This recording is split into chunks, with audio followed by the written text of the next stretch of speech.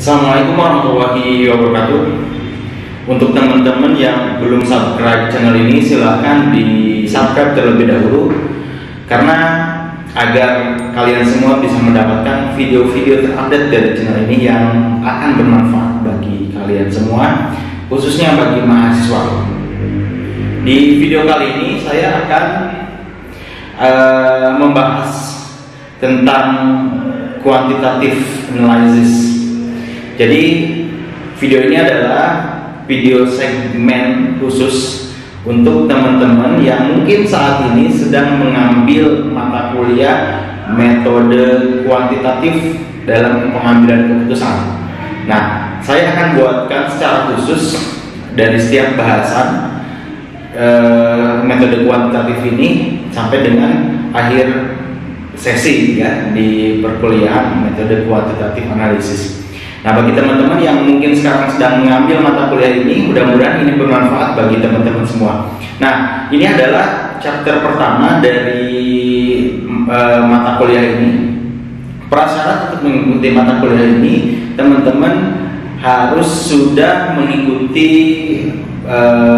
mata kuliah matematika ekonomi. Nah, baru setelah itu bisa mengikuti mata kuliah metode kuantitatif analisis ini.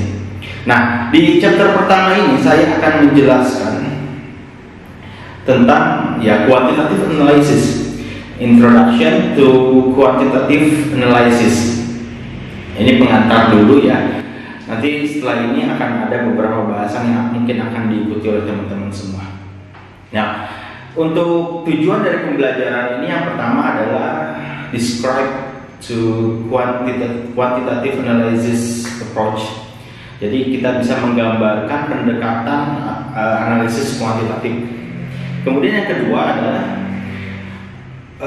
memahami penerapan quantitative analysis pada real situation atau situasi nyata gitu ya. Jadi teman-teman harus paham bagaimana pengaplikasian quantitative analysis ini di dalam real situation. Nah, itu yang kedua tujuan di chapter ini ya. Kemudian yang ketiga adalah menggambarkan modeling, bagaimana kita bisa membuat satu model quantitative analysis dari masalah yang kita angkat. Nah, ini yang ketiga. Kemudian yang keempat adalah bagaimana kita bisa menggunakan komputer dan Excel ya. Sebetulnya masih banyak aplikasi yang membahas ini ya. Spreadsheet model untuk melakukan satu analisis ya, khususnya di dalam quantitative analysis ini. Ya, jadi kita akan gunakan komputer, aplikasi atau apapun itu software untuk melakukan quantitative analysis. Mungkin di sini akan kita gunakan QM ya di Excel, atau di aplikasi lain juga bisa semacam SPSS, Stata, Minitab, itu juga bisa. Cuman di materi sekarang saya akan tunjukkan bagaimana melakukan proses analisis kuantitatif ini di Excel. Ya, itu kedepannya ya. Di materi sekarang hanya secara umum saja kita perkenalan kepada quantitative analysis. Kemudian yang selanjutnya adalah mendiskusikan beberapa kemungkinan masalah-masalah yang akan terjadi saat kita menggunakan quantitative analysis. Nah, itu berikutnya. Nah, yang terakhir adalah perform break even point (BEP). Ya. Analisis pulang pokok. Nah, ini salah satu contoh sederhana penerapan analisis kuantitatif, yaitu melakukan BEP. Nah, kita akan tunjukkannya. Nah, ada beberapa outline yang akan dibahas di dalam chapter pertama ini, yaitu pertama introduction, terus apa itu quantitative analysis, kemudian pendekatan quantitative analysis, lalu bagaimana kita bisa mendevelop model quantitative analysis, selanjutnya peranan komputer dan aplikasi-aplikasi lain ya seperti Excel ataupun SPSS ataupun software lainnya dalam menganalisis atau melakukan pendekatan quantitative analysis. Kemudian possible problems, ya, masalah-masalah yang mungkin ada saat kita melakukan quantitative analysis seperti apa. Kemudian yang berikutnya adalah implementation, implementasinya akan seperti apa. Nah, itu beberapa outline chapter yang akan kita pelajari di dalam video ini. Oke.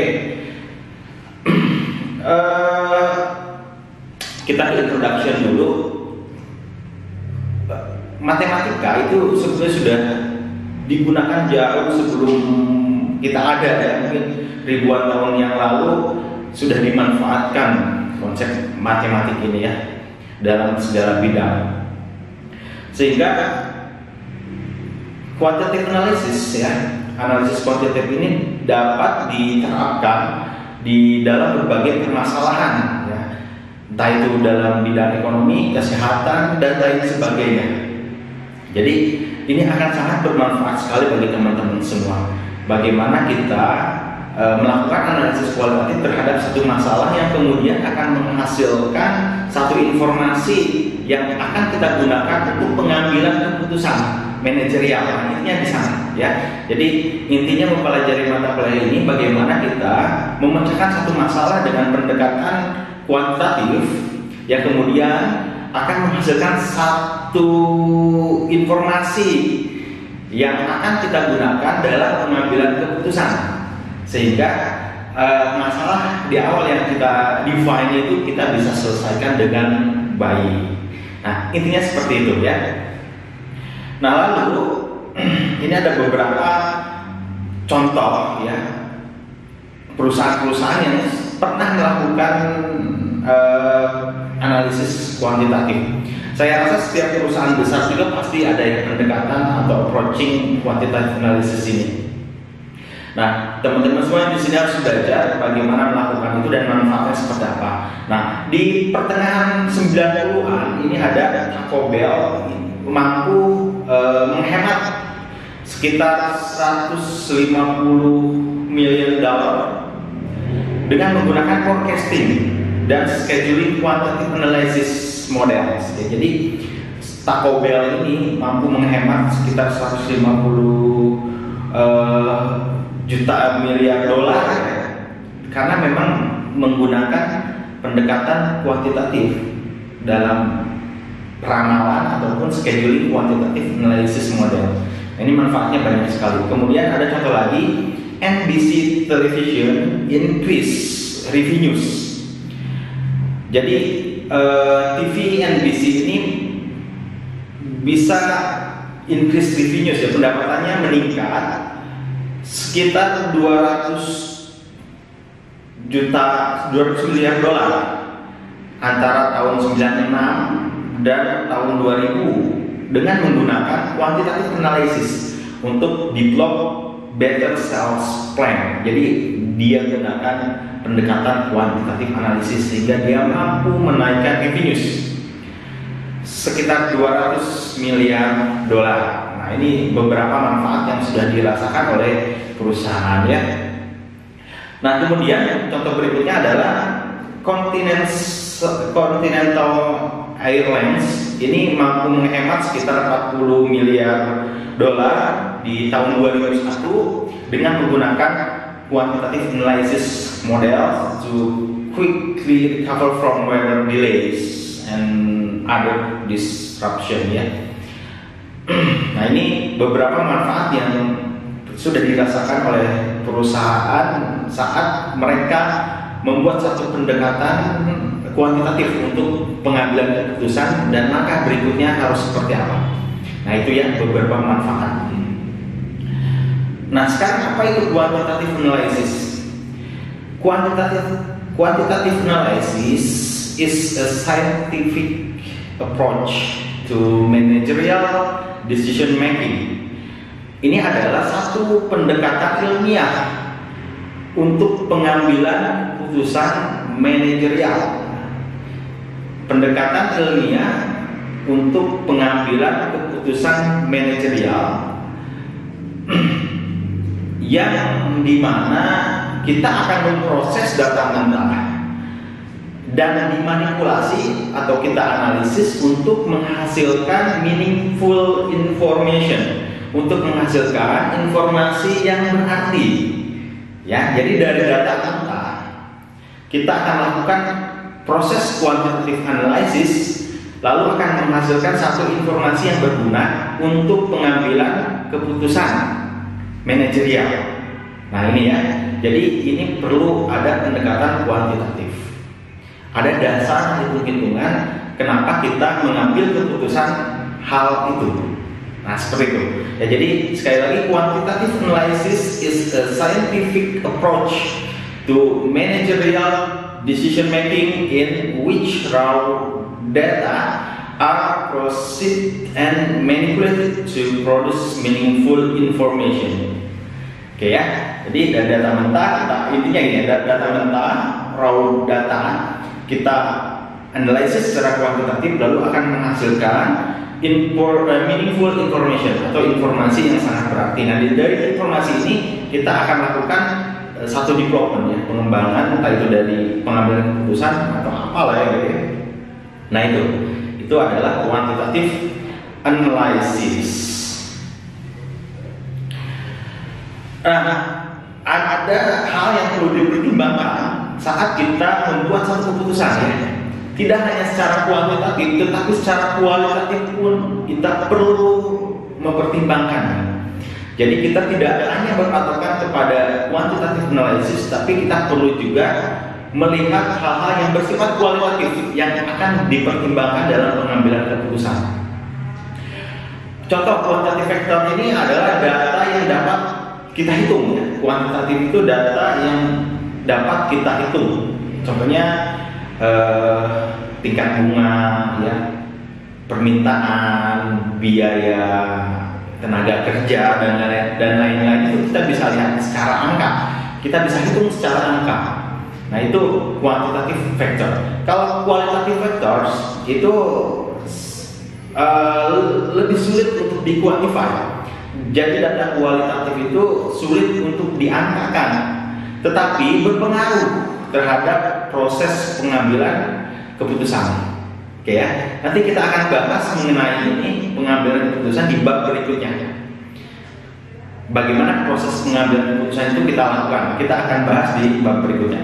Yang jelas di dalam proses pengambilan keputusan kita tidak hanya mempertimbangkan faktor-faktor yang bersifat kuantitatif, tetapi juga harus kita pertimbangkan hal-hal yang bersifat kualitatif. Begitu. Nah, ini secara umum step bagaimana pendekatan kuantitatif ini dilakukan. Yang pertama kita akan defining the problem, mendefinisikan masalah. Selalu diawali dengan bagaimana mendefinisikan masalah. Kemudian setelah itu kita akan bangun model, ya, developing a model. Lalu acquiring input data. Ini proses input data ya. Lalu developing a solution, testing the solution, analyzing the result, dan terakhir implementation the result. Ini beberapa tahapan dari mulai define problem, kita bangun satu model, lalu kita analisis secara kuantitatif, maka akan muncul satu informasi yang kemudian kita akan developing solution terhadap informasi yang kita dapatkan. Setelah itu kita uji coba solusi itu, hasilnya seperti apa kita analisa, kemudian kita implementasikan. Nah itu secara umum proses pendekatan quantitative analysis. Oke, mudah-mudahan teman-teman sampai di sini paham. Oke, selanjutnya kita akan bahas satu-satu. Pertama, defining problem. Ya, nah ini adalah hal yang tersulit menurut saya dilakukan saat bagaimana kita mendefinisikan satu masalah. Masalah itu harus dinyatakan jelas dan konsis, yang dapat memberikan kita arahan yang dan berarti terhadap langkah-langkah berikutnya. Ya, jadi ini mungkin defining problem ini yang paling penting dan difficult step, ya, the most difficult step. Yang paling penting dan yang paling sulit, tahapan yang paling itu defining problem. Makanya ini sangat esensial sekali defining problem ini. Ini sangat penting kita menseleksi fokus pada satu masalah yang memang kita yakini masalah itu masalah prioritas atau important problem. Ya, akan banyak masalah yang kita temui, tapi kita harus bisa memilah dan fokus pada masalah tertentu yang kita yakini itu adalah masalah yang paling penting dan prioritas. Nah ini agak sulit ya sebetulnya saat kita mendefinisikan masalah, apakah ini prioritas atau tidak, apakah ini perlu atau tidak kita langsung eksekusi. Nah jadi di sini yang bagian tersulit. Defining a problem. Kemudian setelah kita define problem, itu ada proses developing models ya. Ini harus realistik, solvable dan dimengerti secara matematik ya. Jadi model matematik yang memang bisa merepresentasikan situasi. Jadi kita bangun model secara matematik. Contoh sederhananya seperti ini, misalnya hukum permintaan. Apabila harga naik, maka permintaan turun. Apabila harga turun, permintaan naik. Itu dalam teori ekonomi. Nah, dari pernyataan itu kita bangun model, kita bangun satu persamaan, gitu ya. Itu contoh ya. Nah, makanya ada beberapa tipe model ya. Ada skala model atau model skematik. Ini banyak sekali. Saat kita developing model akan banyak sekali hal-hal yang berkaitan dengan matematikal seperti itu ya. Developing models. Kemudian kita harus bisa mendefinisikan masalah ke dalam bentuk variabel ya. Di sini ada yang disebut controllable and uncontrollable variable ya. Lalu kita akan mengenal apa itu parameters. Nanti kita akan bahas lebih lanjut di pertemuan selanjutnya ya tentang hal ini. Yang jelas setelah define the problem, kita akan melakukan developing models. Nah, lalu selanjutnya adalah acquiring input data. Data itu kita bisa dapat dari berbagai macam sumber. Kalau misalnya teman-teman sudah belajar statistika, sumber-sumber data itu macam-macam ya. Ada data primer, ada data sekunder. Di sini data bisa didapatkan dalam bentuk laporan, misalnya laporan perusahaan, dokumen-dokumen, atau melalui interviews, pengukuran langsung melalui kuesioner gitu ya, atau kita pakai statistical sampling. Nah ini data ini bisa didapat dari berbagai macam sumber. Kalau teman-teman belajar statistika akan mengenal itu sumber data, data primer, data sekunder, dari mana itu gitu kan. Nah ini kita bisa dapatkan data itu dari berbagai macam sumber. Contohnya itu. Setelah kita dapat data, lalu developing solution. Nah, teknik-teknik yang biasa dilakukan di dalam tahapan ini, pertama bisa kita melakukan solving equation atau membuat sebuah persamaan ya. Kayak tadi misalnya ada permintaan, hubungannya variabel yang kita tentukan kan harga dan demand ya. Harga dan demand. Kalau harga naik, demand turun. Harga turun, demand naik. Di sana akan dibuat suatu persamaan sehingga kalau misalnya kita ingin menaikkan permintaan, berarti berapa harga yang harus diturunkan, atau kalau misalnya harga sekian, berapa kira-kira permintaan yang akan kita dapat. Itu kan secara sederhana ya, contohnya seperti itu termasuk pada solving equation. Kalau ada lagi trial error, uji coba ya, kita mencoba berbagai macam pendekatan dan mengambil satu metode yang paling baik ya. Kita bisa contoh misalnya dalam teknik peramalan itu akan banyak metode yang akan kita temui. Misalnya kalau 5 tahun terakhir perkembangan penjualan kita seperti ini, kira-kira tahun depan gimana ya? Itu kan forecasting. Lalu kita akan membangun satu peramalan dengan teknik A, teknik B, teknik C misalnya ya. Lalu kemudian mana yang terbaik baru ambil kan? Itu trial error. Ya, kita bisa contohnya itu. Lalu ada complete enumeration ya, trying all possible values ya. Kita akan mencoba beberapa nilai-nilai kemungkinannya seperti apa. Atau kita menggunakan using an algorithm. Ini adalah a series of repeating steps to reach solution ya. Jadi saling tahapan yang memang saling diulangi terus untuk untuk mendapatkan solusinya. Ini di tahapan developing a solution. Lalu setelah itu di testing ya, dari solusi yang sudah kita dapat, lalu kita akan uji cobakan testing ya. Ini tes sebelum kita implementasikan. Jadi setelah kita dapat satu solusi atau satu model yang terbaik, ini kita harus tes ya, sebaiknya dites dulu ya keakuratannya sebelum kita implementasikan langsung. Gitu. Ya, ini di tahapan test the solution. Lalu setelah test the solution, kan kita tes tuh, akan muncul hasil. Kita analisa hasilnya seperti apa ya. Kalau hasil analisa menunjukkan bahwa model yang kita terapkan setelah di testing itu baik, itu kita akan gunakan. Kalau tidak ya kita akan cari model yang terbaik ya. Kemudian setelah kita dapatkan analyzing the result, itu akan kita implementasikan the result ya.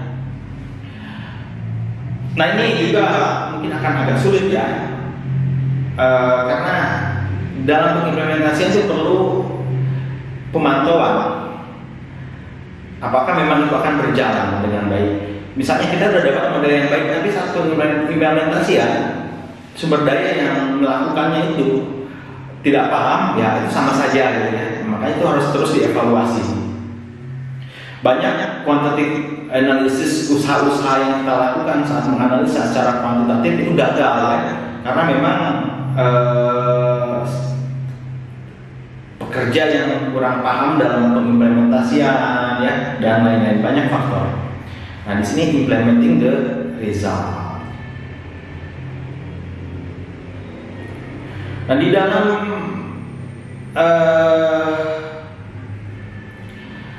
real world ya, modeling in the real world, ini quantitative analysis itu sudah banyak digunakan ya, dan bisa kompleks sekali saat kita membangun sebuah model. Dan kalau misalnya kita menggunakan jasa orang khusus untuk menganalisis secara kuantitatif, itu mungkin akan mahal sekali gitu.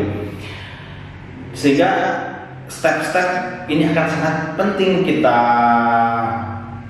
lalui ya dengan sesama, agar kita mendapatkan satu hasil yang baik saat proses analisis dan menghasilkan satu informasi yang memang akan berguna. Oke.